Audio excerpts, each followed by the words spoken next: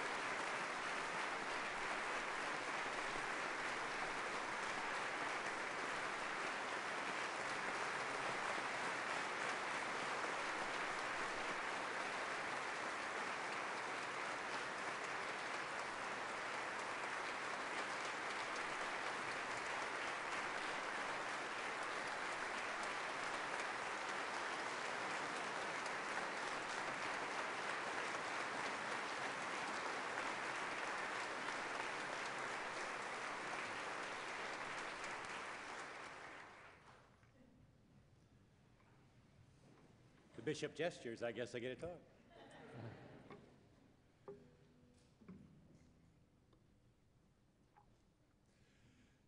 There are three overwhelming feelings I want to share with you.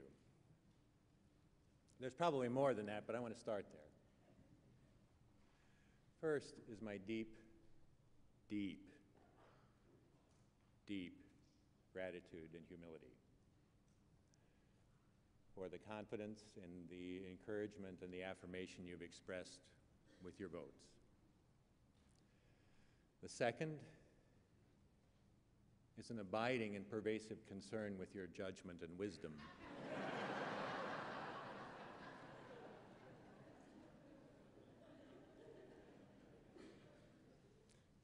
And the third is a profound confidence that God will take care of us all anyway.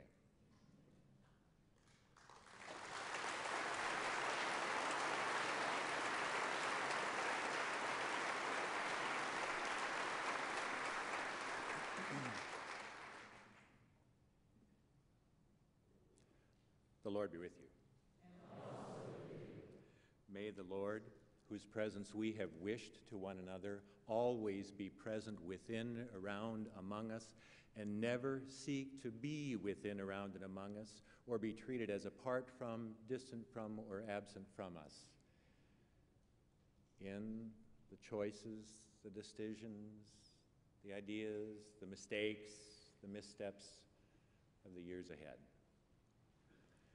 I want to tell you that I stand here as well with deep and profound gratitude to Bishop Dave DeFries, who was first my pastor 30 years ago when he was called to Christ Lutheran in Pierce.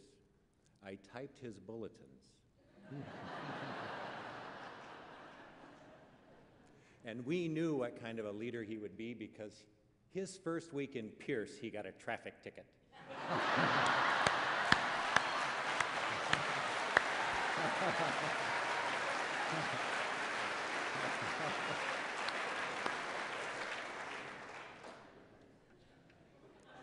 Hi. Lame duck, pal, that's how it works.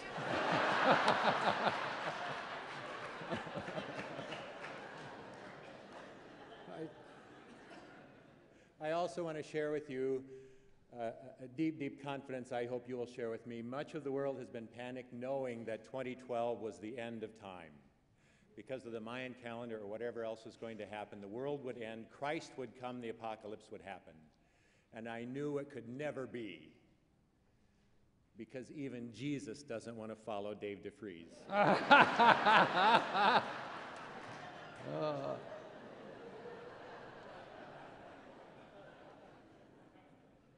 If you want to give Dave a hard time, talk about him, and if you really want to tick him off, say something nice about him.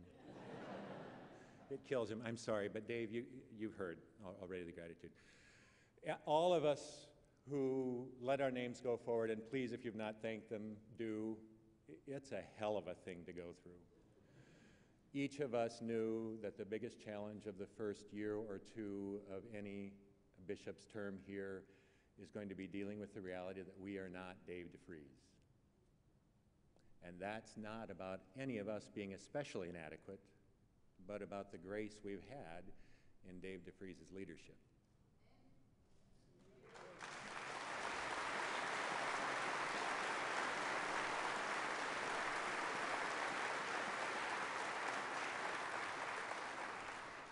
So right up front, you know that, I know that, it's okay. You know, oh, he's no Dave DeFries. No, I'm not. I'm taller, but if you would lower the bar for a year or two, I'd be grateful. Also standing here in the ignorance, really, of what lies before me, I also want to add not only my gratitude to Dave DeFries, but again, Dave, to Anita and your whole family. Some of us in ministry have some idea of the sacrifice that you surrendered so that we could have Dave, and we want to acknowledge that.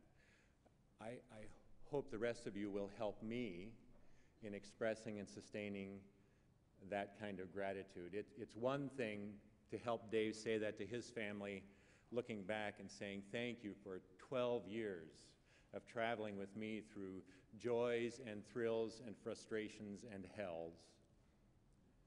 And it's another as I look to my family and say,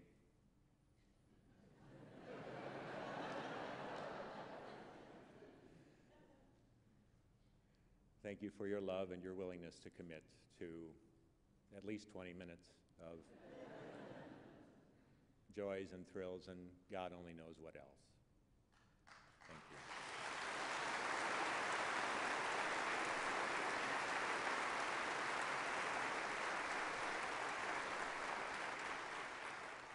And to all the folks from First Lutheran Lincoln who are here, those people do not fight fair.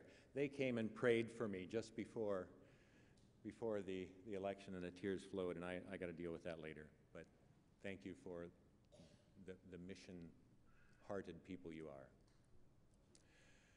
Lastly, I get there, lastly.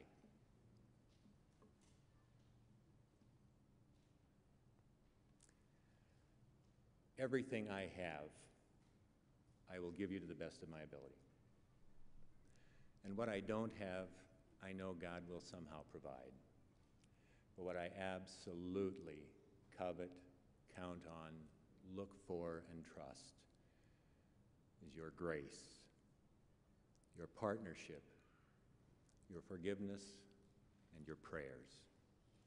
Thank you.